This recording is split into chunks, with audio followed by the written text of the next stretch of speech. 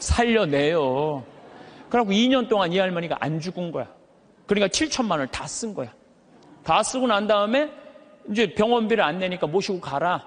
그러니까 오빠가 모셔라. 아니다, 나는 받은 거 없다. 네가 더 받지 않았냐? 나는 없다. 서로 이라고 원수돼갖고 안 만나는 거야. 70이 넘어서 자식들이. 엄마는 죽지도 않고.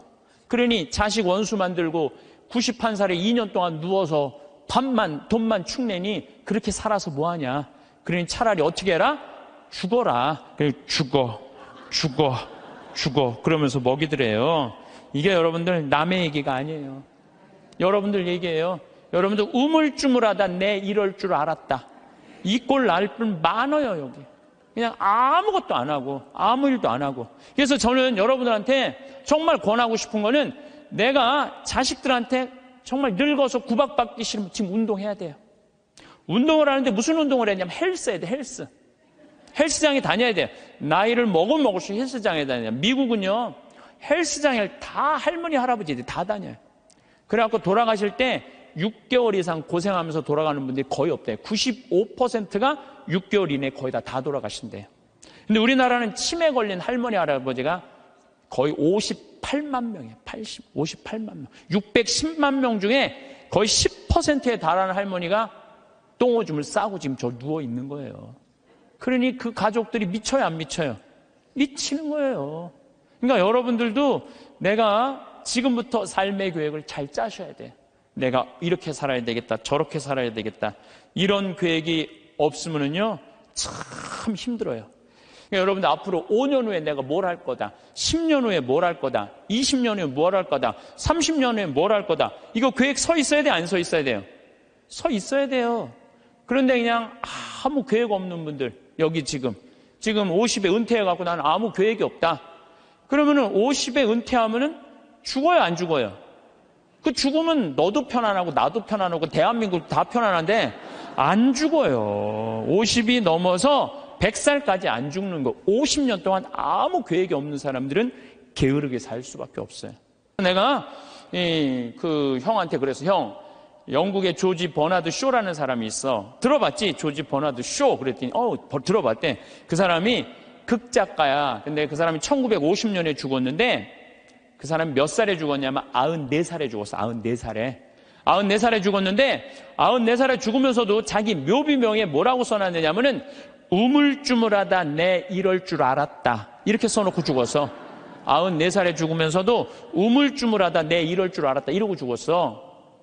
무슨 얘기냐면 우리가 내일 하지 하다가요, 소중한 일을 못하는 경우가 많아요. 이 게으른 사람들이요, 내일 할게 그러다가요, 아무 일도 못하고 죽는 경우가 많아요. 어떤 게으른 처녀가 있었어요. 이 처녀는 아무것도 하기 싫은 거야. 머리도 안 감고 세수도 안 하고 이빨도 안 닦고 그냥 감기를 그냥 코에다 맨날 달고 사는 거예요. 밥도 자기 손으로 안 해먹고 자도 그냥 이불 속에 들어갔다가 그대로 터널 만들어 놓고 그대로 나오는 그런 여자예요. 근데 나머지는 아무것도 내 손으로 안 하는데 꼭 하나 자기가 해야 되는 일이 있어요. 똥은 자기가 싸야 돼요. 똥은 자기가 싸야 돼요. 똥은. 그 똥도 그냥 며칠 그냥 미루다가 그냥 도저히 배가 아파갖고 어쩔 수 없을 때 이제 옛날에 그냥 그 화장실 뒷간에 이제 똥누로 가는 거죠. 이 똥을 이렇게 앉아서 팔짱을 이제 다리 사이에 끼고 이렇게 보는데 사는 게 너무너무 괴로운 거, 귀찮고. 아유, 사는 게 힘들어, 귀찮고 죽겠다. 근데 감기가 걸리니까 또 힘을 주려니까 콧물이 쭈루룩 나와갖고 발판에 딱 닿은 거예요. 발판에 딱 닿는데 웬만한 여자 같으면 손을 꺼내갖고 이걸 훔칠 텐데 여기 무릎 이거 쪼그린 데서 팔 빼는 게 귀찮은 거야. 이렇게 쳐다보고 있는데 구데기가 한 마리 지나가다가 웬 흰 기둥이 있단 말이야. 이게 뭔가 하고 구데기가 타고 올라오기 시작했어요. 막 타고 올라오는 거야. 막 타고 올라오는데 구데기까지 날 귀찮게 하네. 그리고 막 코끝에 보일랑 말랑 할 때까지 온 거야. 이제 코끝에까지 막 와갖고 귀찮아 죽겠네. 이제 손을 빼갖고 내가 훔쳐야 되겠다. 그런데 갑자기 바깥에서 노크 소리가 땅땅 들린 거예요. 그랬더니 이 여자 너무 깜짝 놀라고 어떻게 했냐면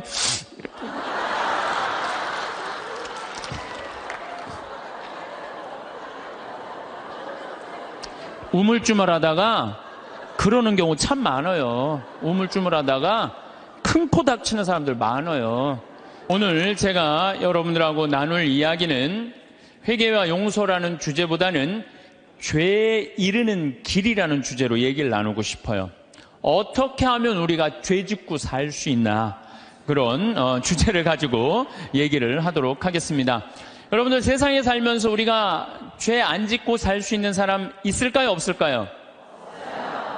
이 세상 사는 한 죄 안 짓고 살 수 있는 사람은 단 한 사람도 없어요. 저는 죄 질 것 같아요, 안 질 것 같아요? 저도 져요. 저도 져요. 제가 평택에 처음에 32살 때 본당 신부로 나갔을 때 교우들이 거의 4,000명이 넘었어요. 32살에 4,000명이 넘는 본당 신부를 했으니까 얼마나 잘하고 싶겠어요.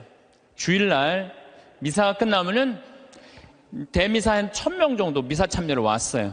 그러면은 그 미사 끝에 성당 마당에서 그 교우들 손 한 번씩 잡아주려고 그참 한 분도 안 빼고 손을 잡아주면서 눈 마주치면서 일일이 말은 다 못했지만 눈으로 잘 지냈느냐, 잘 지내라, 이런 마음으로 눈인사까지 다 했어요. 그런데 어떤 경우는 또 교우가 손을 붙잡고 지난주에 뭐 우리 집 애가 아파서 병원에 갔다 왔다 뭐 이런 얘기를 하면 또 그 얘기 들어줘야 되잖아요. 그래갖고 이렇게 제가 이렇게 얘기를 들어주면서도 귀는 그분 얘기를 듣고 눈은 지나가는 분들 계속 인사를 이렇게. 그래서 저는 제 나름대로 최선을 다해서 교우들 사랑의 마음을 전했다고 생각을 했어요. 근데 다음 주에 고해소에 들어와갖고 자매 하나가 막 우는 거예요. 신부님, 왜 나를 무시하느냐? 내가 돈이 없어 무시하냐? 아니면 사회적 지위가 낮아서 무시하냐? 내가 세상에서까지 무시받는데 성당에 와서까지 무시를 받아야 되느냐? 아니, 그게 무슨 말씀이냐고? 그러면은 이 자매가 하는 말이, 왜 지난주에 내 인사를 안 받냐? 남들 인사는 다 받고. 참, 저는 나름대로 교우들한테 다 한다고 했는데 그 와중에도 내가 그분의 인사를 받지 않았기 때문에 그분은 일주일 동안 내가 미웠던 거야. 내가 믿기도 하고 내가 성당에서 신부님한테 내가 이렇게 무시를 당하고 살아야 되나 굉장히 괴로웠던 거죠. 그래서 내가 그 고해성사에 머리를 짓지고 하는 말이 있어요. 그래, 사는 게 죄다. 사는 게 죄야. 사는 게 죄예요. 어떨 때 보면 이쁜 것도 죄예요. 이쁜 것도. 성당에 이쁜 여자 나오잖아요. 그럼 마음 산란해요. 이쁜 것도 죄야. 또 이쁜 여자가 또 그냥 거기서 그냥 막 성당에서 그냥 활동도 하고 막 빛이 나면은요, 더 미운 거죠. 나는 왜 저렇게 이쁘게 태어나지 못했을까? 어떨 때 보면은 이쁜 것도 죄예요. 여러분들은 성당에 열심히 나오고 싶어요. 자녀들 손잡고 남편하고 같이 행복하게 성가정 이루고 살고 싶어. 예수, 마리아, 요셉이 이룬 성가정, 여러분 다 그런 꿈이 있죠? 정말로 다 같이 미사 참여 손잡고 하고 싶은 꿈이 있는데, 자식은 성당 가자 그러면은 마치 성당 가는 건 구닥다리나 하는 것처럼 엄마나 가라 그러고 성당 가는 거 무시할 때, 내가 무시당하는 게 아니라 예수님까지 무시당하는 기분 들 때 우리가 너무너무 슬퍼요. 남편은 또 술 먹고 바람 피고 때리고 폭력을 하면은, 여러분들 그런 남편 정말로 죽이고 싶을 때도 있잖아요. 정말 난 착하게 살고 싶은데 마음에 죽이고 싶은 생각이 들 때가 있어요. 얼마 전에 어떤 할머니가 56년 동안 남편이 계속 때렸던 거예요. 근데 이 할아버지가 이 병이 누워갖고 치료하자고 그러는데도 또 그날도 때린 거예요. 그러니까 할머니가 홧김에 그 할아버지를 결국은 죽였잖아요. 그러니까 그 할머니는 평생 맞으면서도 가정을 지키고 싶었던 거예요. 그런데 그런 조그만 죄들이 쌓여서 제 생각에는 큰 죄가 되는 것 같아요. 조그만 죄들이. 나는 착하게 살고 싶은데 세상이 가만 놔둬요, 안 놔둬요? 가만히 안 놔두잖아요. 나 성당에서 신앙생활 열심히 하고 싶은데 다른 사람이 나 욕하고 헐뜯으면은 내 마음 안에서 미움이 생겨요, 안 생겨요? 나는 정말로 착하게 살고 싶은데 남들이 가만히 안 놔두는 거야. 또 보이스피싱 있잖아요. 이 금쪽 같은 아들이 서울 가서 공부 잘하고 있는데 갑자기 전화가 한 통 온 거예요. 지금 아들이 교통사고가 나갖고 지금 병원에 내가 데려다 준 사람이다. 이 응급실에 있는데 수술 안 하면은 죽는다. 빨리 돈 좀 보내라. 아니, 아들이 죽는다는데 묻지도 따지지도 않고 어떻게 해요? 돈 300만 원 보내줬어.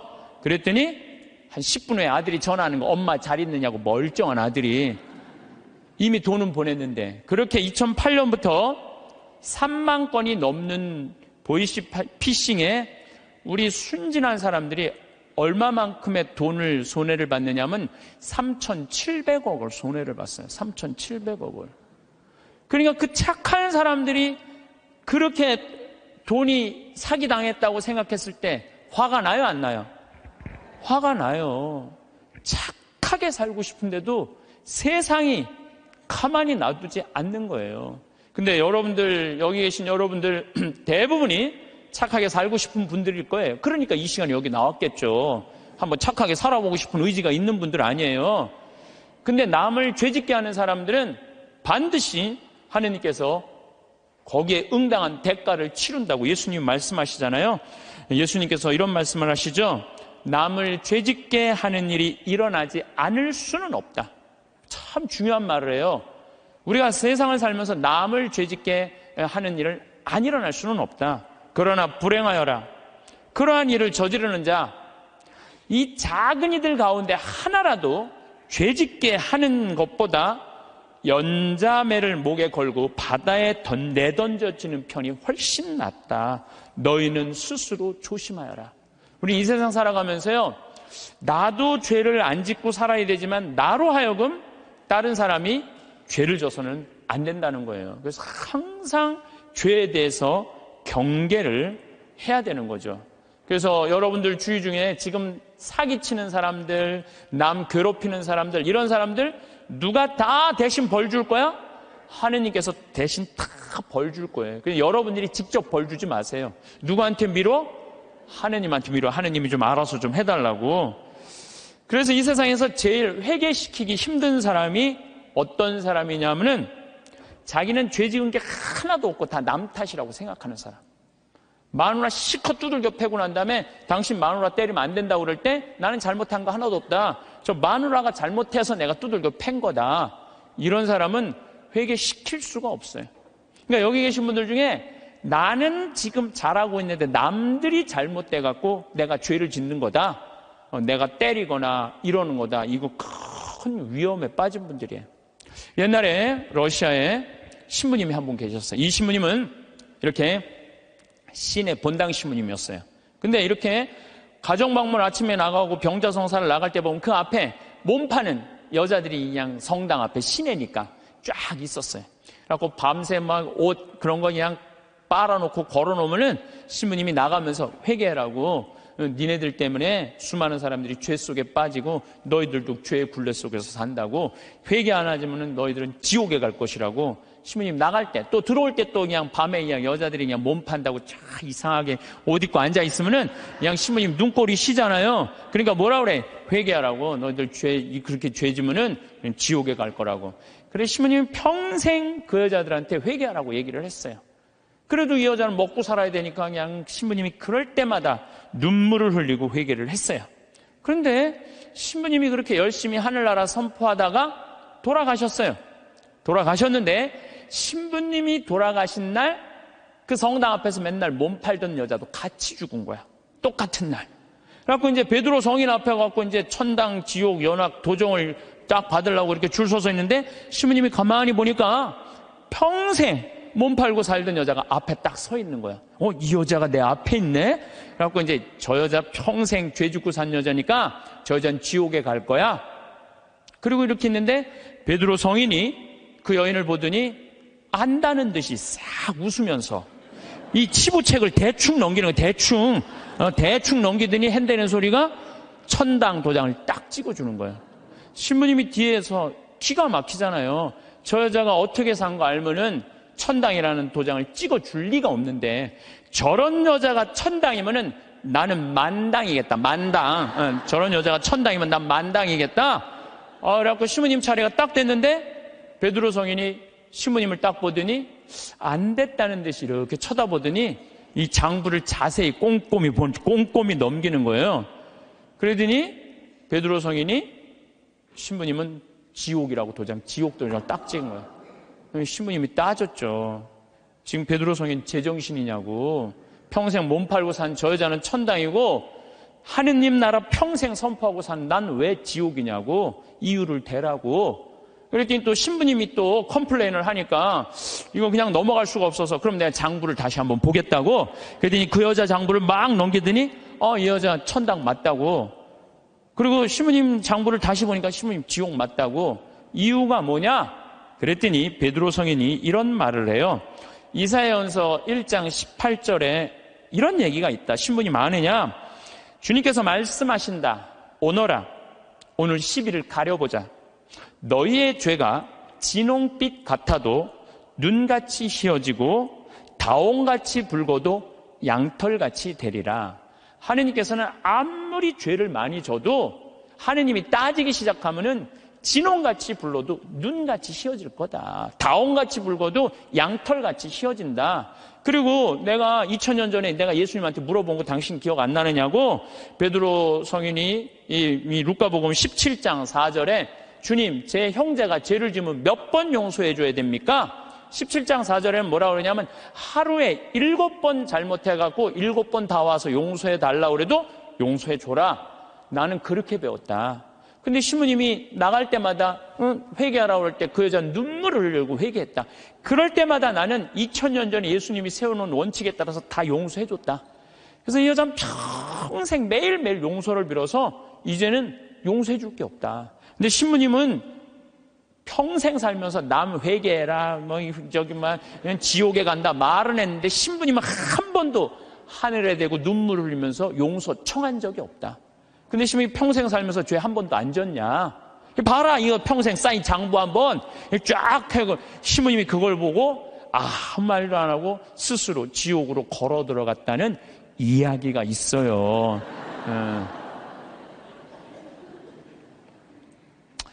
인간으로 태어난 이상 우리가 죄를 안 짓고 살 수는 없습니다. 근데 제가 이렇게 가만히 보면요, 시골에서 사는 분보다는 도시에서 사는 분들이 죄를 훨씬 더 많이 져요. 시골에는요, 죄 질 일이 거의 없어요. 제가 우리 평창 읍내 이렇게 저녁에 나가보면은요, 여기 도시에 와보면 막 빙글빙글 막 이상한 이발소 막 돌아가는 거 천지잖아요. 우리는 하나도 없어요, 그런 게. 죄 짓고 싶어도 질 수가 없어요, 죄 짓고 싶어도. 그리고 우리 시골은 밤에 이렇게 낮에도 마찬가지예요. 읍내에 나가면은 신호가 한 2개, 3개 있는데 아무리 늦게 떠나도 빵빵거리는 사람이 없어요. 근데 내가 오늘도 서울에 와서 강의하지만 1초만 늦게 출발해도요, 빵빵빵빵 그래요. 이게 사람 사는 동네인지 또 아래층, 위층 또 층간소음 때문에 서로 싸우고 스트레스하고 그냥 설날 그냥 아래층 사람들이 위층에 그냥 찾아온 자식들 다 죽이고. 이게 도시에서 살면 살수록 죄를 많이 짓는 것 같아요. 시골에서 사는 것보다는. 또 높은 자리에 올라가면 올라갈수록 죄를 지을 수밖에 없어요. 내가 알던 어느 시장님. 네, 시장님인데 열심히 우리 천주교 교우죠.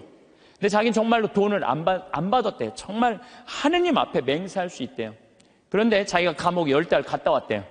갔다 온 이유가 뭐냐면 추석 때 선물 꾸러미들이 그렇게 많이 들어온대요. 그러면은 선물을 막 다 보낸대요. 그럼 정말 사과 박스 같은 게 들어오면은 그 미처 못 보내고 던지고 가는 사람이 있대요. 그럼 업무 바쁘다 보면 다음날 뜯어보면 거기 안에 돈이 꽉 들어있대요. 그래갖고 다시 돌려줘도 하루만 그 집에서 잠을 자도 이게 거리가 된다는 거예요. 자기는 전혀 받고 싶지 않은데. 그러니까 높은 자리에 올라가면 올라갈수록 죄 짓고 싶지 않은데 그래서 여러분들 출세하는 거 그렇게 좋아할 거 없다는 거예요. 높은 자리에 올라가면은요, 죄 지을 수 있는 기회가 훨씬 많아요. 많이 가지면 가질수록 죄를 더 많이 짓는. 부자가 하늘나라 들어가는 것보다는 낙타가 바늘구멍 통과하는 것이 훨씬 쉽다고 예수님 말씀하셨잖아요. 많이 가진 사람 많이 내놔야 돼요. 빌 게이츠, 워런 버핏 이 두 사람이 얼마를 만들어놨냐면 $1000억 만들어놨어요. $1000억. 빌 게이츠는 600억 달러를 내놓고 워런 버핏은 300억 달러를 빌 게이츠한테 줬어요. 자선재단에. 그럼 웬만한 사람이면은 자기가 만들고 싶잖아요. 300억 달러면. 우리나라 전 대통령 300억 원을 냈다고 그러는데 이 빌 게이츠, 워런 버핏은 자기가 관리하지도 않아요. 빌 게이츠한테 줬어요. 왜 그랬냐고 그러니까 나보다는 빌 게이츠가 훨씬 자선 사업을 잘해왔기 때문에 잘할 것 같아갖고 300억 달러를 냈다는 거예요. 얼마나 멋있어요. 그러니까 미국의 부자들은 존경받는 거예요. 근데 우리나라 부자들은요, 이게 내놓는 걸 떼어놔서 안 떼어먹으면 다행일 텐데 이 세금으로 떼어먹으니까 우리나라는 부자에 대한 거부 반응이 있는 거예요. 예수님이 그랬어요. 많이 가진 사람은 많이 내놔야 된다. 많이 가진 사람. 하느님께서 많이 준 얘기는 많이 나누라고 그러는데 이게 여러분들 루카복음 16장에 부자와 나자로 얘기 알죠? 부자는 잘 먹고 잘 살았어.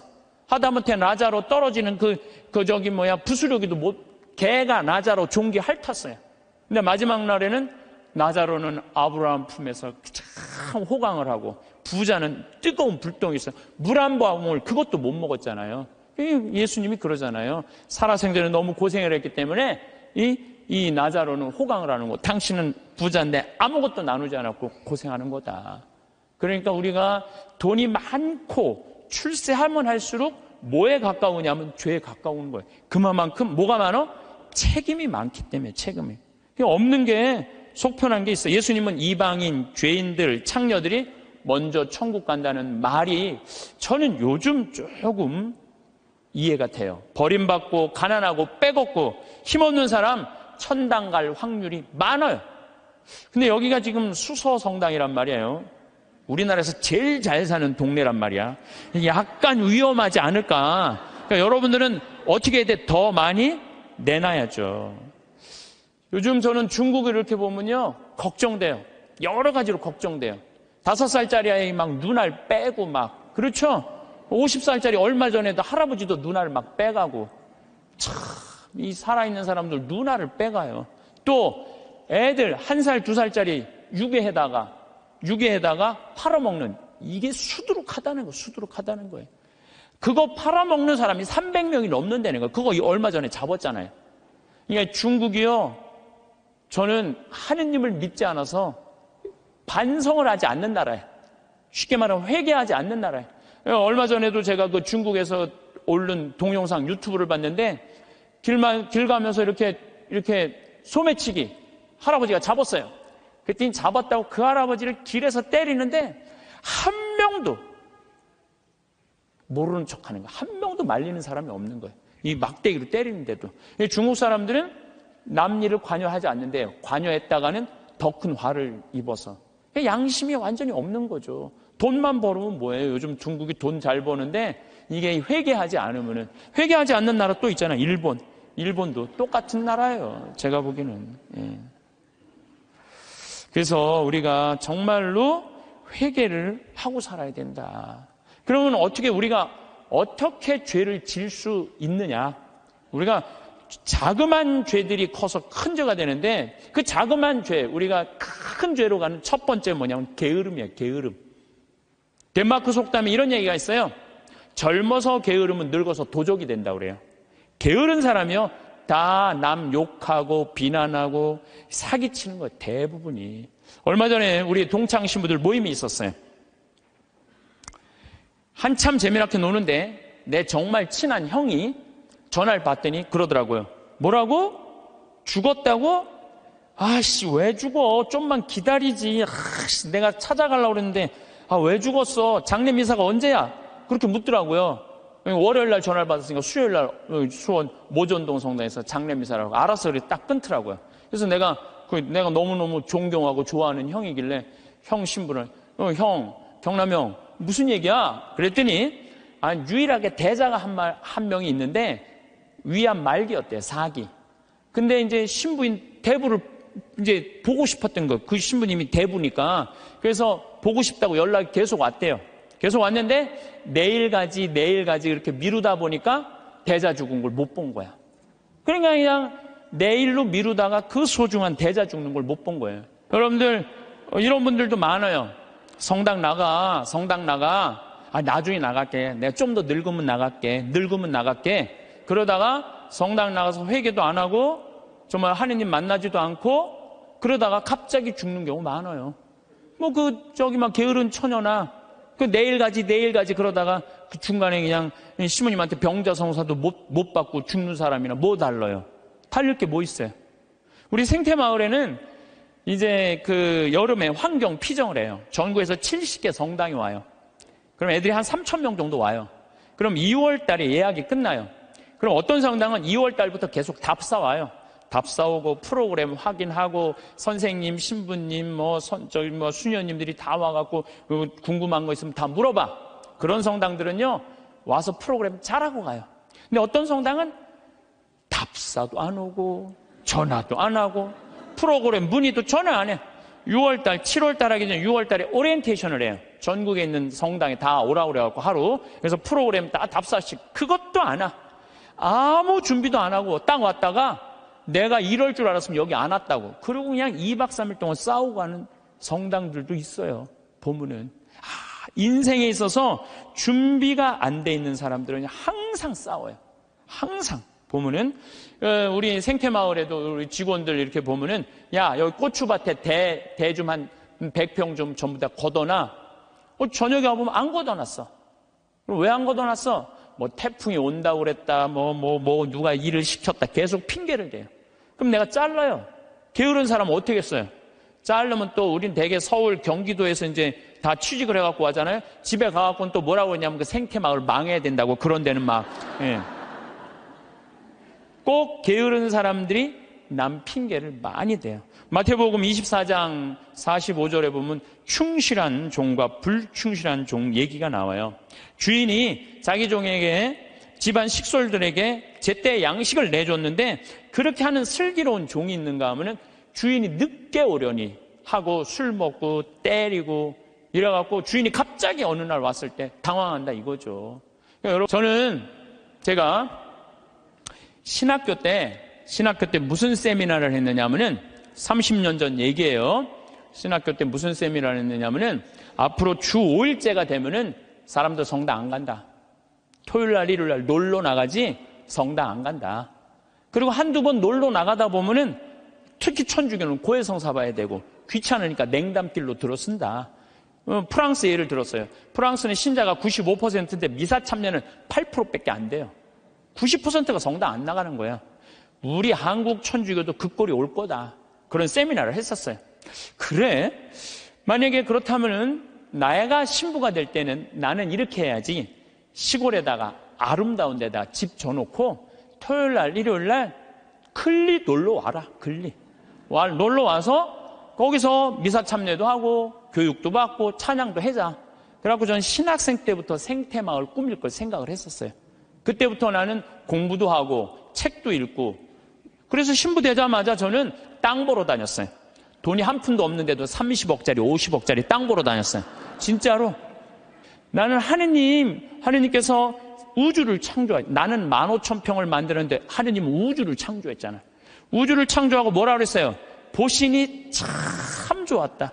첫날도 보신이 참 좋았다. 둘째 날도 보신이 참 좋았다. 셋째 날도 보신이 참 좋았다. 여섯째 날 마지막 인간 만들어 놓고 보신이 참. 나는 그 느낌 아니까.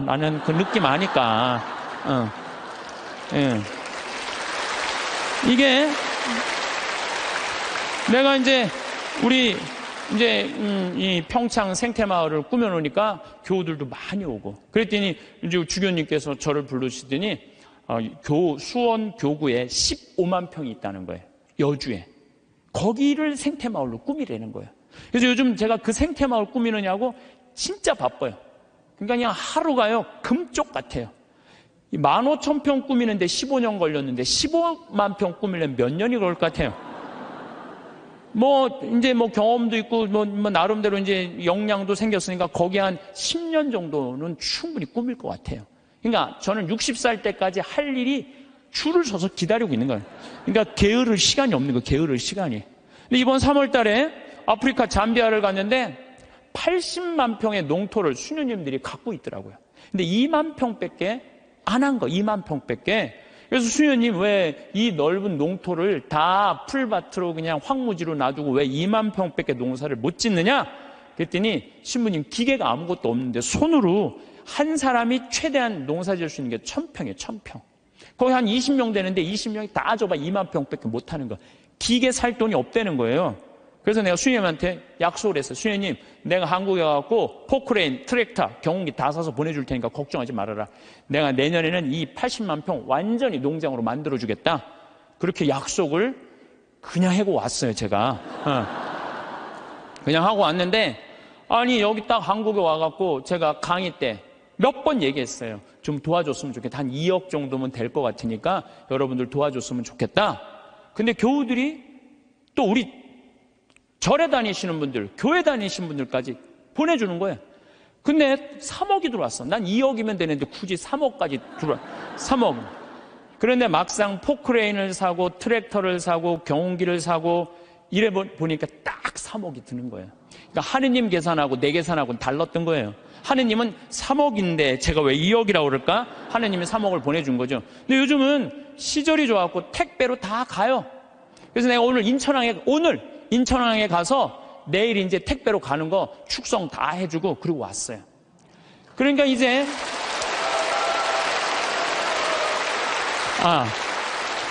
이거는 제가 박수를 받아야 될 게 아니고 정말로 함께 해줬던 그 많은 분들 1000만 원씩 봉헌해 주신 분들이 받을 박수예요. 저는 아무것도 한 게 없어요. 그러니까 이제 거기 갖고 이제 80만 평 농토를 꾸미고 거기를 나는 대학까지 해줄 생각이에요. 대학까지. 그 대학까지 만들어주려고 생각을 해보니까 또 한 10년은 내가 그러니까 난 70살 때까지 일이 기다리고 있는 거예요. 70살 때까지 우리 신부들이 70에 은퇴하거든요. 근데 은퇴하기 전까지는 나는 일이 기다리고 있는 거예요. 게으르지 않을 수 있는 거죠. 그럼 이제 70살 넘어서는 뭘 할까? 우리 동창 신부들끼리 모여갖고 야, 우리가 70살이면 지금 70에 은퇴하라고 그러는데 70이면 지금 다 아저씨 같잖아요. 그렇죠? 그럼 70에 우리 뭐 할까? 그래갖고 우리 신부들끼리 모여갖고 한 얘기가 그 얘기야. 야, 우리 70 넘으면 있잖아. 적어도 신부 생활 한 30년, 40년 하면은 하느님하고 거의 친하니까 반 귀신이다. 반 귀신 되니까 우리 커피숍 하자. 커피숍에서 커피 마시러 오는 사람들, 정말 힘들고 고통스러운 교우들 얼마나 많으냐. 근데 본당 신부님 바쁘니까 면담도 못하고 커피 타주면서 너 면담하면 앉아서 면담해주고 우리 동창이 20명 되니까 하루에 돌아가면서 해봤자 일주일에 하루만 나가서 일하면 되는데 우리 요즘은 4주8자 커피숍도 많더라. 야, 우리 신부들도 은퇴해갖고 그거 해주자. 제가 그런 얘기 해요. 사도 바오로가 데살로니가 후서 2서 3장 16절에서 15절에 이런 얘기를 해요. 무질서하게 살아가면서 우리에게서 받은 전통을 따르지 않는 형제는 누구든지 멀리 하십시오. 우리는 여러분과 함께 있을 때 무질서하게 살지 않았고 아무에게서도 양식을 거저 얻어먹지 않았으며 오히려 여러분 가운데 누구에게도 폐를 끼치지 않으려고 수고와 고생을 하며 밤낮으로 일하였습니다. 사도 바오로도요, 하느님을 전하면서도 교우들한테 폐 끼치기 싫어갖고 어떻게 밤낮으로 금을 짜는 일을 했다는 거예요. 금을 짜는 일. 사람은요, 일을 해야 돼요. 일 안 하는 사람들이 다 남 탓하고 남 비난하고 이러는 사람들, 일 안 하는 사람들이, 사실 우리는 여러분 곁에 있을 때 일하기 싫어하는 자는 먹지도 말라고 거듭 지시하였습니다. 일하기 싫어하는 사람은 먹지도 말라 이거예요. 그런데 듣자 하니 여러분 가운데 무질서하게 살아가면서 일은 하지 않고 남의 일에만 참견만 하는 자들이 있다고 합니다. 일 안 하면 할 일이 없는데 뭐 할 것 같아요? 참견하는 거예요. 여러분들 50, 60 넘어갖고 부부싸움 왜 하는 줄 알아요? 남편들하고 부부싸움 왜 하는 줄 알아요? 할 일이 없으니까. 싸우는 일밖에 없는 거예요. 그냥 아내 반찬을 왜 이렇게 했느냐, 청소를 이렇게 했냐, 그냥. 그러니까 젊었을 때 그냥 제발 일찍 퇴근하라고 그래도 그냥 일찍 집에도 들어오지 않더니 늙어선 굳이 집에 들어오지 않아도 되는데 그냥 때 따라 철 따라 그냥 집에 들어와갖고 그냥 일이 없으니까 챙겨내는 게 일이. 그런 사람들에게 우리는 주 예수 그리스도의 이름으로 지시하고 권고합니다. 묵묵히 일하여 자기 양식을 벌어 먹도록 하십시오. 오늘도 내일도 아무 계획이 없거나 일이 없으면 사는 게 지겨워요. 일이 없으면 지겨워요. 우리는 저는 어렸을 때 시골에서 농사 졌어요. 옛날에는요, 다 일해야지 먹고 살았어요. 전 7살 때 벼를 뱄어요. 사람들이 믿지 못하겠지만 할머니들은 이해가 할 거예요. 7살 때 벼를 뱄어요. 벼를 베고 아버지가 꼭 이 뒤에다가 꼭 볕단을 한 단씩 져줬어요. 그럼 그걸 지고 집에까지 갔었어야 돼. 그걸 지고 가면 목이 얼마나 따가운지 몰라요. 그래갖고 지금도 기억이 난다니까. 논두렁에 내가 이렇게, 그게 무거우니까 기대고 한 얘기가 있어. 아유, 사는 게 이렇게 힘드네. 이렇게. 그러니까 옛날에는요, 중고등학교, 학교도 못 다녔지만은 옛날에는요, 애들이 10살, 15살 다 일했기 때문에 문제 있는 애들이 없었어요. 근데 요즘은요, 아버지만 일해도 다 먹고 살아. 나머지는 일을 안 해도 돼. 근데 학생은 뭐가 전문이에요? 뭐가 일이에요? 학생한테는 공부가 일이죠. 그런데 여러분들 이걸 알아야 돼요. 대한민국 이 병을 고쳐야 돼요. 애들이요, 중학교 1학년 때까지는 따라가요. 공부를. 근데 중학교 2학년만 되면 못 따라가요. 갑자기 함수, 2원 1차 연립 방정식, 이런 게 막 미지수, 이런 게 막 나와요. 그러니까 애들이 이해를 못하는 거예요. 중학교 2학년만 되면은. 영어도 막 관계 대명사, 관계 부사. 내가 2학년 교과 과정을 다 이거 강의하는 거 뽑아봤어. 나도 모르는 게 많더라고. 나도 모르는 게. 그러니까 중학교 2학년 애들은요, 몸은 크지 이해는 안 되지. 엄마는 공부하라고 그러지. 학교 가면은 수업 시간에 알아듣는 건 하나도 없지. 신경질이 나요, 안 나요? 그러니까 이 중학교 2학년 애들이 무서운 거예요. 그래서 무서운 거 얘네들이. 얼마 전에도 중학교 2학년 애가 선생님한테 욕을 하고 그냥 신경질 내는데 창문을 깨갖고 그냥 여기 붕대를 감고 왔더라고. 중학교 2학년이요, 무시무시해요. 얼마 전에 미국에서도 중학교 2학년 애 총 쏴서 선생님 죽였잖아요. 북한이 왜 전쟁을 못 일으켜요? 중학교 2학년 애들이 무서워서 전쟁을 못 일으켜요. 얘네들이 무슨 일을 할 줄 몰라갖고. 여러분 혹시 자녀들 중에 중학교 2학년, 걔네들 무서워요. 중학교 2학년 애들. 요즘은 그 운전면허인데도 초보 운전 이거 안 써붙인대잖아요. 차 뒤에다가 중2 타고 있음 이것만 써붙이면 그냥 아무도 안 건드려. 아무도. 그러니까 중학교 2학년 때부터 어떤 일이 벌어지느냐면은 중학교 2학년, 3학년, 고등학교 1, 3학년 5년 동안 이해 안 되는 상태에서 5년을 학교를 다니는 거예요. 그러니까 이때부터 뭘 하느냐면 게임을 하는 거예요. 이때부터 게임을 하는 거예요. 그건 이해가 되니까. 게임은 이해가 되잖아요. 몇 번만 하고. 그리고 시험을 한 번 못 보면 그걸로 끝나지만 게임은 한 번 실패해도 다음에 다시 기회 줘요, 안 줘요? 머리만 살면 계속 기회를 주잖아요. 그러니까 애들이 게임에 미치는 거예요. 그러니까 5년 동안 게임을 하면은요, 정상적인 애들이 거의 없어요. 근데 독일은요, 딱 7학년대로 해갖고 중학교 2학년 딱 나이 돼갖고 얘가 공부를 이해를 한다. 그럼 인문계 학교로 보내요. 공부를 이해 못한다. 그럼 기술학교로 보내요. 기술학교로. 얘네들은 스트레스 받을 일이 하나도 없는 거야. 우리나라는 이해하는 놈이나 못하는 놈이나 다 고등학교 3학년 때까지 가는 거야. 이제 내일 모레 이제 수능 볼 때까지 다 같이 가는 거야. 수능 볼 때까지. 그러니까 5년 동안 얘네들이 다 학교 폭력에, 왕따에, 자살에 수많은 문제들을 일으키는 거예요. 공부 못하는 애들은요, 학교 가갖고 운동을 하든지 아니면 내가 지금 잠베아에 트럭탑 경운기 포크레인 보내듯이 트럭탑 경운기 포크레인을 배우든지. 그럼요, 걔네들 절대 문제 일으키지 않아요. 일이 없으니까. 학교에 가갖고 일이 없으니까 얼마나 지겹겠어요. 거기다가 그냥 학원 밤까지. 그러니까 애들이 미치는 거예요. 그러니까 요즘 애들이 제정신 있는 애들이 별로 없는 거죠. 그래서 제가 항상 드리는 말씀이 그거예요. 고등학교 3학년 여러분들 자녀들 가운데, 고등학교 3학년 자녀들 가운데 애는 착해. 등치는 산만하고 머리가 안 돌아가. 그런 애들은 우리 생태마을에 취직시키세요. 우리 생태마을에 지금 농장도 10명이 필요하고 주방도 10명이 필요해요. 왜냐하면 농장에요, 천지가 돈이에요. 여러분 고개만 돌리면 천지가 돈이에요. 왜? 이 10월 1일부터 한 20일까지 깻잎 따거든요. 깻잎만 작년에 우리가 5천만 원어치 깻잎을 담아서 팔아요. 그러면은 2억 원어치를 따도 2억 다 팔아요. 근데 딸 손이 없는 거야. 딸 손이. 깻잎 끝나고 나면 콩잎, 이 콩잎 누런 거 이거 이거 다 돈이에요. 다 돈이에요. 그것만 따갖고 된장 속에 박아두면은 서울 사람들 그것만 먹으면 이거 어디서 사느냐고. 다 돈이야, 다 돈. 근데 뭐가 일이 없다는 거예요. 내가 우리 수원교 주부에다가도 고등학교 3학년 아이들 중에 튼튼한 아이들, 수능 시험 못 본 애들, 이런 애들, 착한 애들, 이런 애들 취직 원서 내라고 내가 수없이 지금 내도 고등학교 3학년 졸업한 애들은 한 명도 없어요. 뭐냐면 내 자식만은 농사 안 시키겠다 이거예요. 내 자식이 여기서 빈둥거리고 놀아도 끝났는데도 엄마들은 꿈을 포기하지 않는 거예요. 대한민국의 불행이 여기 있는 거예요. 거기서 그냥 원서만 넣어갖고 대학 들어가 봐요. 그럼 끝나고 난 다음에 취직 안 되면. 그래서 캥거루가 우리나라가 47만 명이에요. 엄마의 그 뱃속에서 25, 30살이 됐는데도 직장을 못 구하고 그냥 집에서 엄마 뱃속에서 그냥 거기서 용돈 받아갖고 쓰는 애들 캥거루가 47만 명이래. 47만 명. 그러니까 그 집들이 다 스트레스 받는 거예요.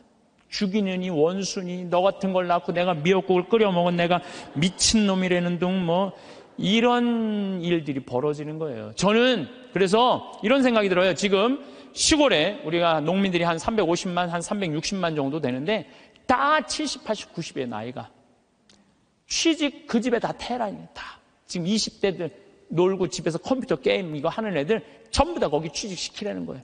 뭐 국가에서 월급도 좀 주고 그래갖고 앞으로 블루오션은 농업이에요. 농업이 블루오션이에요. 사람이요 일을 해야지 죄를 안 져요. 일하는 사람은요 남 탓할 시간 없어요. 남 핑계 댈 시간 없어요. 일이 막 하는 사람들 하루하루가 금쪽 같은데 남 욕할 시간이 어딨어. 아무것도 할 일 없는 사람이 대통령부터 저 밑에까지 다 욕하는 거예요. 온갖 거 다 참견하면서 다 일 없는 사람들이 남 욕하는 거지 일 있는 사람은요 남 욕할 시간이 없어요. 그래서 우리가 진짜 무서운 거는 일을 안 하는 거다. 요즘 일하고 싶어도 일자리가 없다고들 하는데 우리나라들 중소기업, 농촌 천지가 일손이 모자라요. 우리 형님도 뭐 큰 형님도 한 40명 정도 공장에서 데리고 일을 하는데 우리나라 아이들은요 일주일만 하면 다 내던지고 간대요. 그러니까 우즈베키스탄, 파키스탄 뭐 이런 데서 방글라데시 얘네들 쓸 수밖에 없다는 거예요. 나도 한번 공장에 가보니까 다 까만 애들이 그냥 눈이 그냥 하얀 애들이 막 이런 애들이 다 일을 하더라고요. 그러면서도 우리는 일자리가 없다고 이러니 이게 얼마나 얼마나 답답하냐 이거예요. 여러분들 섹스피어는 이런 얘기를 해요. 잠자는 거인보다는 부지런한 난장이가 낫다로래. 아무리 능력이 뛰어난 자라도 부지런한 사람을 이길 수가 없어요. 그러니까 여러분들 자녀들 중에 대학을 나왔어. 최고의 교육을 받았어. 근데 일을 안 하면요 아무 소용이 없는 거예요. 고등학교, 중학교 나왔지만 열심히 일하면요 얘네들이 훨씬 낫다는 거예요. 근데 우리나라는 노동의 신성한 가치를 꼭 펜대를 굴려야지 훌륭한 사람이란 이 머릿속에 이 게으름 때문에 대한민국이 죄 속에 드는 거예요. 저는요 무슨 성폭력, 뭐 학교폭력, 뭐 자식이 부모 죽이고 노름하고 게임하고 다 뭐 때문에 일이 없어서 일만 하면요 이런 죄들 싹 없어져. 우리 뭐 농장 직원들이 하는 얘기가 있어요. 해만 지면 잔다는 거지. 아무 생각 없이 사는 거야. 아무 생각 없이 해만 지면 그냥 밭에 나가서 그냥 일하고 그냥 해만 지면 자고 다음날 일어나고 또 해만 지면 자고 해만 지고 자. 얼마나 좋아요. 근데 아침부터 아무 할 일이 없어. 힘은 흘러 넘치는데 어떻게 했어요? 죄질 수밖에 없는 거죠. 그래서 작은 죄들이 모여서 큰 죄가 되는 거예요. 그래서 첫 번째 우리가 경계해야 되는 건 게으름이에요. 게으름. 여러분들도 레지오를 하든지 연령회를 하든지 호스피스 봉사라든지 헬스라든지 수영장을 다니든지 등산을 다니든지 일을 해야 된다는 거예요. 처음엔 기대조차 하지 않았습니다. 하지만 보면 볼수록 놀라운 경우가 있습니다. 그 사람에게서 느낀 첫인상과 다른 느낌을 받는 그런 경우입니다. 살면서 정말 많은 사람을 만나다 보면 나이가 들수록 다른 사람과는 달리 유독 고급스럽고 속칭 귀티가 나는 사람들이 있습니다. 저도 그런 분들을 가끔 보는데요. 예전에 만났던 사람들 중에 나이는 저보다 어리지만 함부로 대해지지가 않고 마음이 숙여지는 사람이 있었습니다. 그래서 참 이상하다. 이 사람의 어떤 점이 이렇게 만드는 걸까 궁금했습니다. 보통 경제적인 여유나 외적인 부분에서 귀티난다 이렇게 말하기도 하는데 그렇게 잘생기거나 예쁜 외모도 아니었습니다. 이처럼 외적으로는 평범하지만 대화를 나누면서 상대방에 대한 호감이 높아진 경우가 한 번쯤은 다들 있으실 겁니다. 그런데 이런 분들을 오래 지켜보다 보니 공통적인 특징이 있었습니다. 어떤 사람들이 이렇게 귀티가 나는 걸까요? 우리도 이러한 특징들을 알고 자신의 것으로 만든다면 누구나 귀티를 가질 수 있습니다. 현재의 모습은 과거에 내가 마음먹었던 것들과 행동한 것들이 누적되어 온 결과입니다. 마찬가지로 지금부터라도 귀티나는 마음가짐과 행동을 쌓아간다면 나이를 먹을수록 귀티나는 사람이 될 것입니다. 여러분은 귀티나는 사람인가요? 이 영상을 보고 계신 분들은 적어도 마음만은 귀티나는 사람이 될 준비가 된 것입니다. 귀티나는 사람이 되는 방법은 돈 버는 습관과도 비슷한 부분이 많은데요. 이 영상을 끝까지 시청하신다면 더 자신감 있는 노후를 보내시게 될 것입니다. 나이 들수록 고급스럽고 귀티나는 사람들의 특징 6가지 바로 시작하겠습니다. 첫 번째로 귀티나는 사람들은 그들이 하는 말에서부터 느껴집니다. 인간관계에서 대부분의 사건은 말에서 생기지요. 그럼에도 불구하고 이 말의 중요성을 인식하지 못하고 함부로 말을 내뱉는 분들도 굉장히 많습니다. 말끝마다 욕을 하거나 경박한 비속어를 자주 쓰는 사람이 귀티가 나진 않겠죠. 보통은 말을 강조하거나 재미있게 하려고 비속어를 쓰기도 하는데 제가 본 귀티나는 사람들은 상스러운 단어를 거의 사용하지 않더라고요. 욕이나 상스러운 말, 불쾌한 말투는 직접적으로 사람의 격을 떨어뜨립니다.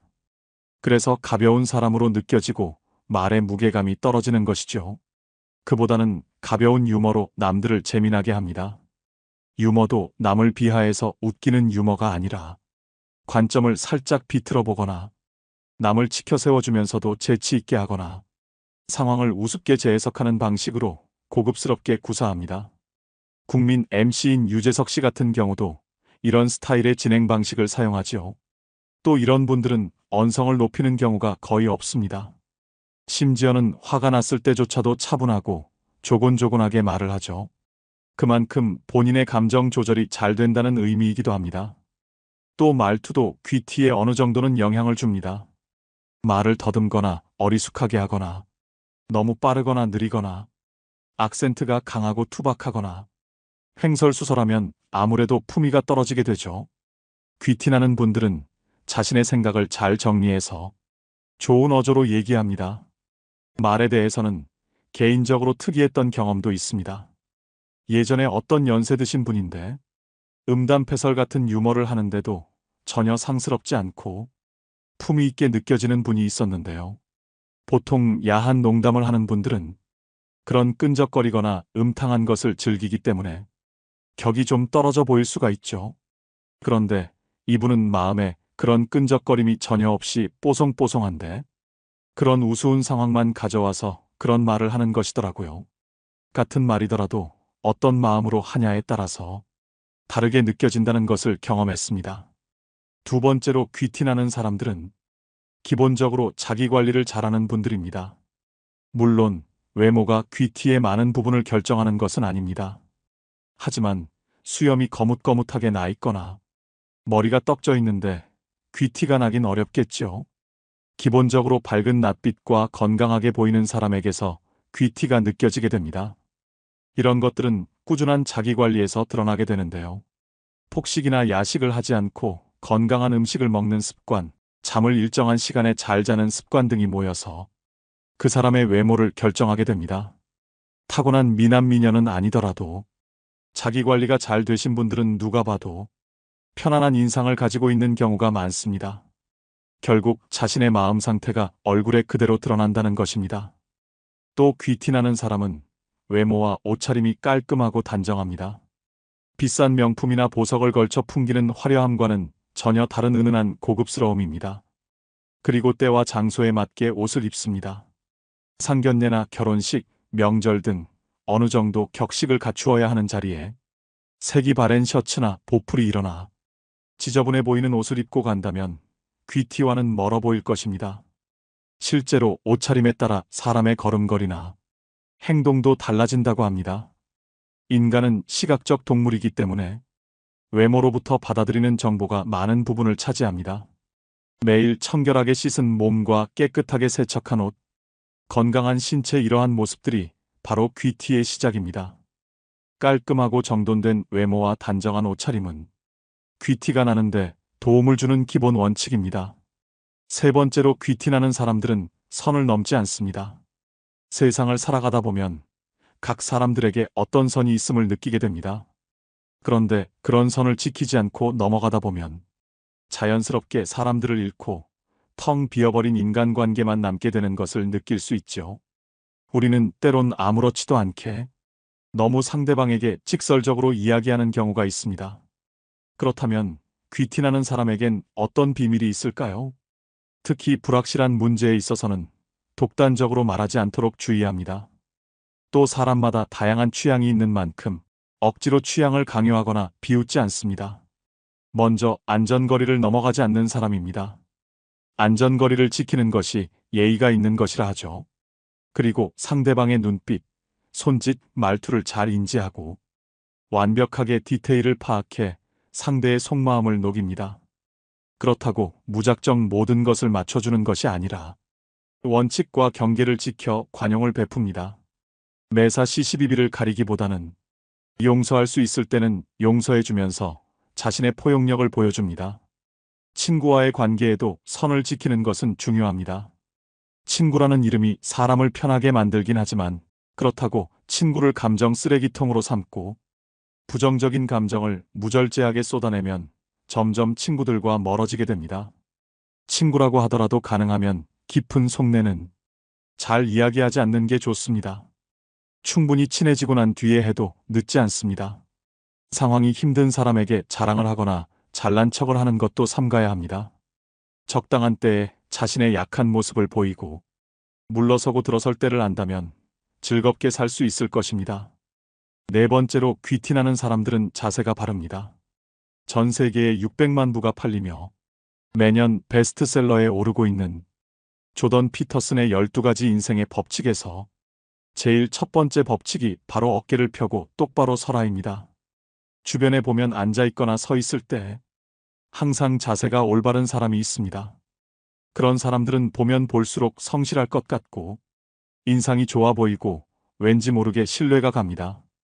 자세가 좋기 때문에 어떤 옷을 입어도 스타일이 좋아 보이고 품이 있어 보입니다. 왜 그렇게 보일까요? 다들 아시겠지만 바른 자세를 계속 유지하는 건 결코 쉬운 일이 아닙니다. 바른 자세를 유지하기 위해 계속 신경 쓰고 노력하는 것입니다. 사람들이 보지 않을 때도 자기 관리에 힘쓰고 있다는 것을 알 수 있습니다.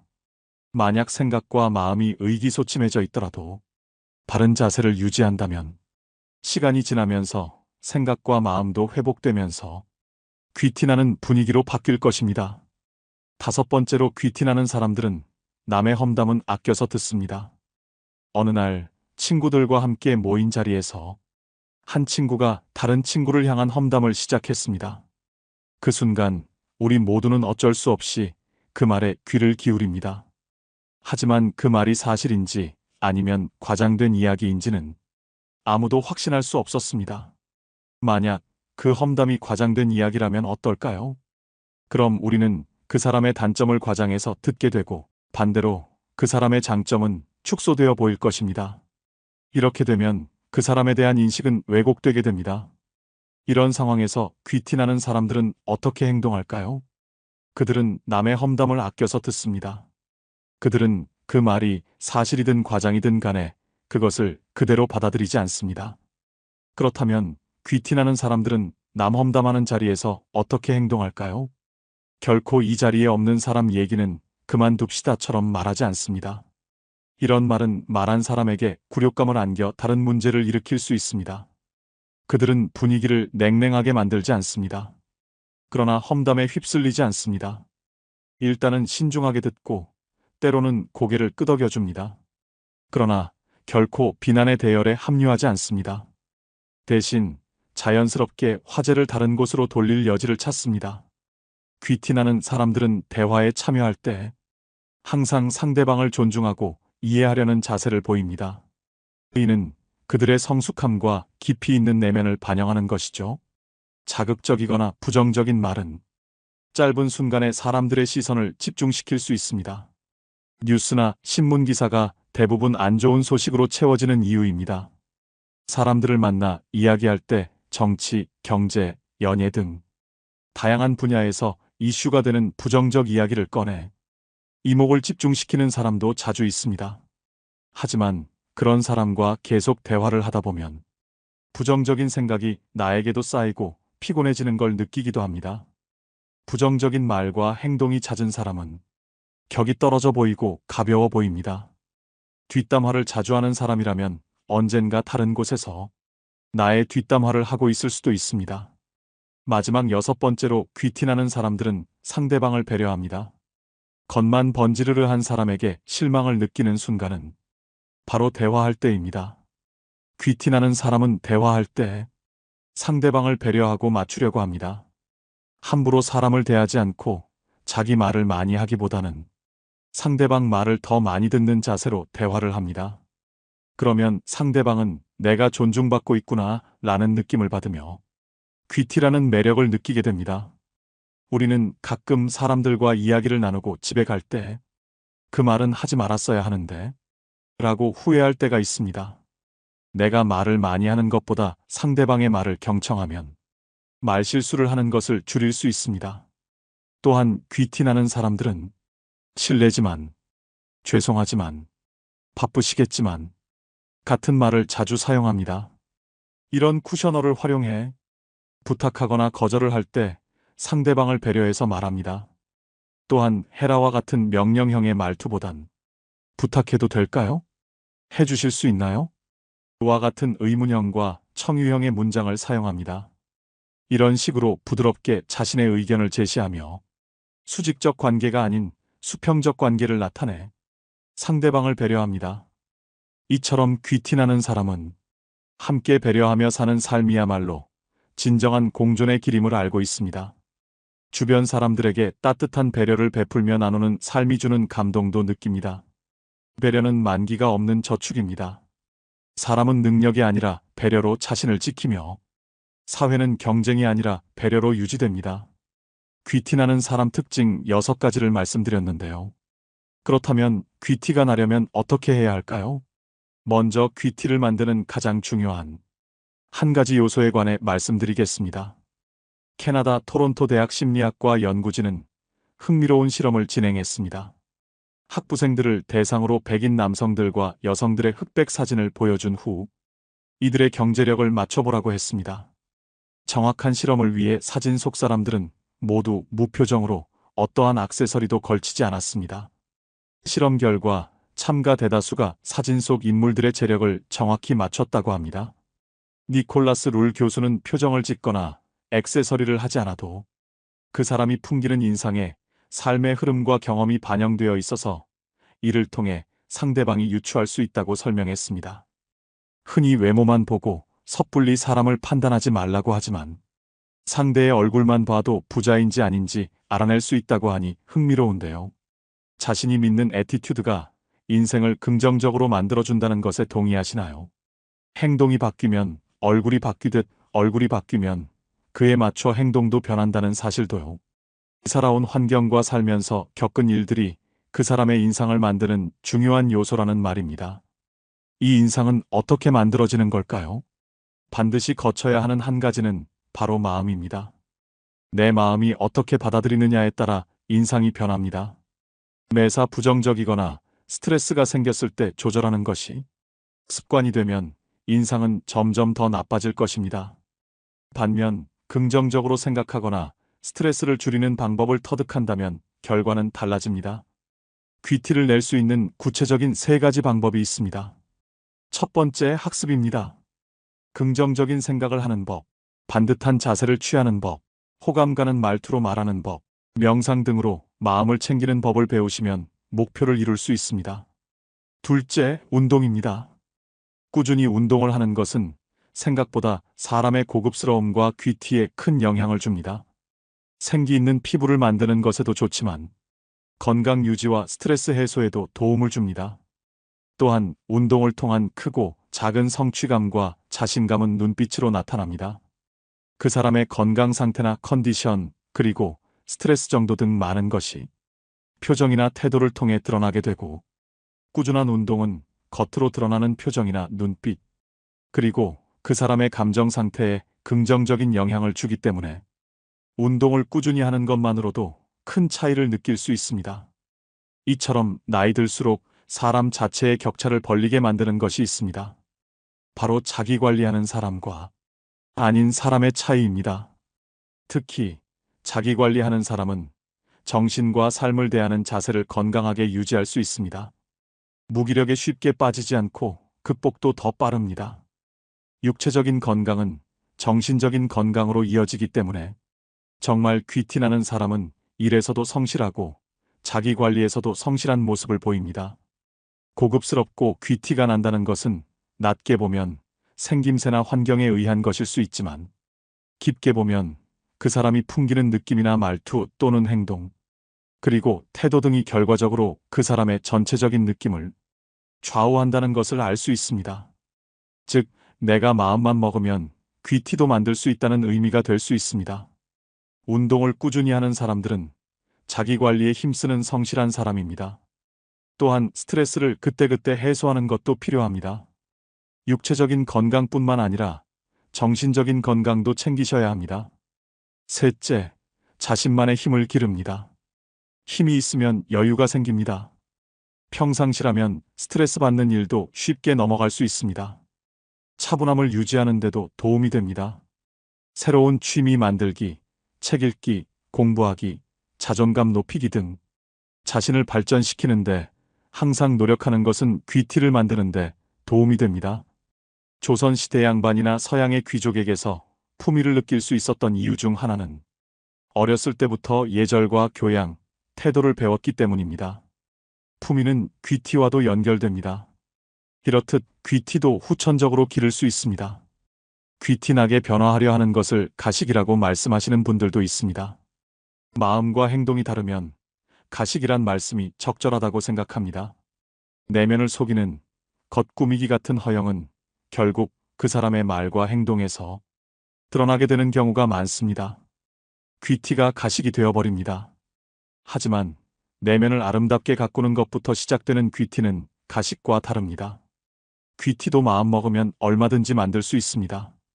다른 사람을 존중하고 사랑하는 마음으로 자기 자신의 행동에 책임감을 갖고 나이가 들어도 부지런히 배우며 삶의 질을 향상시키기 위해 노력한다면 언젠가 주변에서 여러분을 귀티나는 사람으로 보게 될 겁니다. 오늘의 영상 어떠셨나요? 나이가 들면서 그 사람의 인생이 얼굴에 새겨지듯 귀티나게 보이는 것은 내면을 아름답게 가꾸는 것부터 시작됩니다.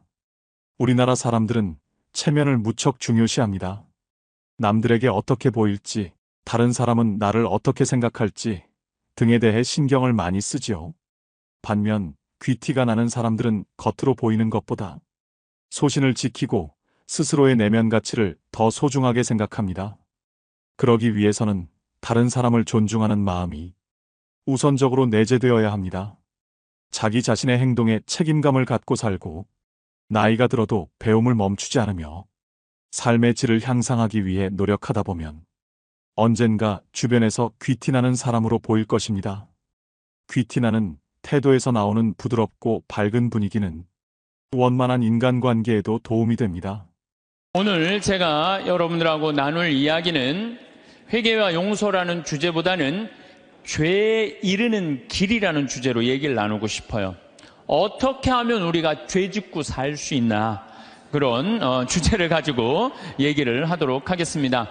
여러분들, 세상에 살면서 우리가 죄 안 짓고 살 수 있는 사람 있을까요, 없을까요?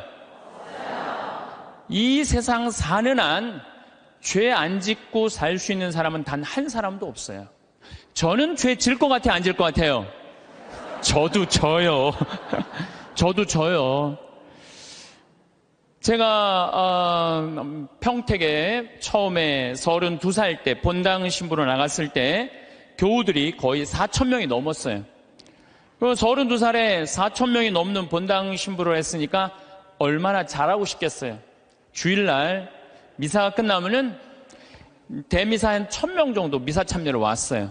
그러면은 그 미사 끝에 성당 마당에서 그 교우들 손 한 번씩 잡아주려고 한 분도 안 빼고 손을 잡아주면서 눈인사를 눈 마주치면서 일일이 말은 다 못했지만 눈으로 잘 지냈느냐, 잘 지내라 이런 마음으로 눈인사까지 다 했어요.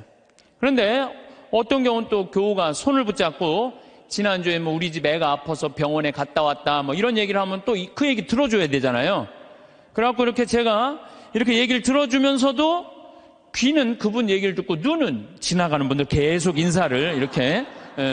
그래서 저는 제 나름대로 최선을 다해서 교우들 사랑의 마음을 전했다고 생각을 했어요. 근데 다음 주에 한마디. 근데 우리 밥 해주는 자매님이 밥하고 난 다음에 뭐 이런저런 얘기할 거 아니에요. 뭐 개도 내가 5마리 키우니까 개 얘기도 하고 뭐 좀 대꾸하기가 싫은 거예요. 그래서 한동안 대꾸를 안 했어요. 대꾸를 안 하니까 굉장히 기분이 나쁘잖아요. 신부님이 대꾸를 안 하니까 안 되겠더라고요. 그래서 하루는 불러서 내가 얘기를 했어요. 남자는 하루에 10,000마디만 하게 창조됐는데 내가 10만 마디를 한다. 그래서 나는 정말 대꾸하기가 싫다. 한마디도 하기 싫다. 그냥 밥만 먹고 싶다. 나한테 앞으로 말 시키지 말아라. 제가 얘기를 했어요. 얘기를 했는데도 그래도 우리 자매님도 여자인지라 말을 하잖아요. 그럼 막 말을 하는데 내가 얘기했는데 말하니까 신경질을 나잖아. 내가 인상을 딱 쓰면은 자매님이 한마디예요. 신부님 대꾸하라는 게 아니야. 그냥 나 떠드는 거니까 그냥 밥만 먹으라는 거야.